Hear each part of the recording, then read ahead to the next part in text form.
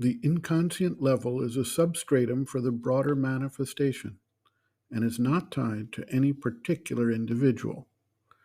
Before anything can be done to effectively wake up and energize the inconscient, the task of the spiritual seeker is to bring down the light and consciousness through all the higher planes of the being, and then work on becoming conscious of and transforming the subconscious level, which involves both general and individualized aspects. An individual's own experiences sink down into the subconscient and remain embedded there, waiting to manifest when the conditions ripen. Until this level can be made conscious, the inconscient remains essentially unavailable for the individual action of change. A disciple asks, does the inconscient in oneself belong to the individual being or to the earth? The mother answers, the inconscient is not individualized, and when you go down into the inconscient in yourself, it is the inconscient of matter. One can't say that each individual has his own inconscient, for that would already be a beginning of individualization. And when you go down into the inconscient, it is perhaps not the universal, but at least the terrestrial inconstant. The light, the consciousness that comes down into this inconscient, in order to transform it, must necessarily be a consciousness that is close enough to be able to touch it.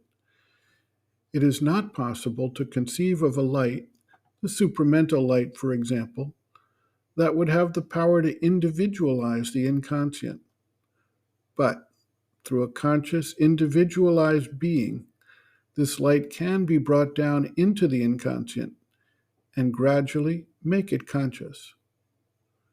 First of all, it is the subconscient that has to become conscious.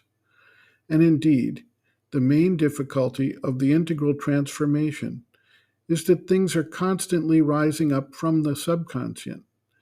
You think you have got a certain movement under control, anger, for example. You try very hard to control your anger and succeed to some extent. Then suddenly, it rises up again for some reason unknown to you, as if you hadn't done anything at all, and you have to start all over again. If it were the transformed part of the being going back to its old ways, it would be most depressing. But it is not like that. It is the material part, the material life, which is sustained, supported, so to say, by a subconscient life. And this subconscient is beginning to get individualized around some people. It has certain affinities with a kind of subconscient somewhat like our own, and that is where the things you have repressed or thrown out of your nature go to. And one fine day, they rise up again. But if you are able to bring the light into the subconscient and make it conscious, this will no longer happen. End quote. Reference, Sri Aurobindo and the Mother, Our Many Selves, Practical Yogic Psychology, Chapter 2, Planes and Parts of the Being, pages 60 to 61.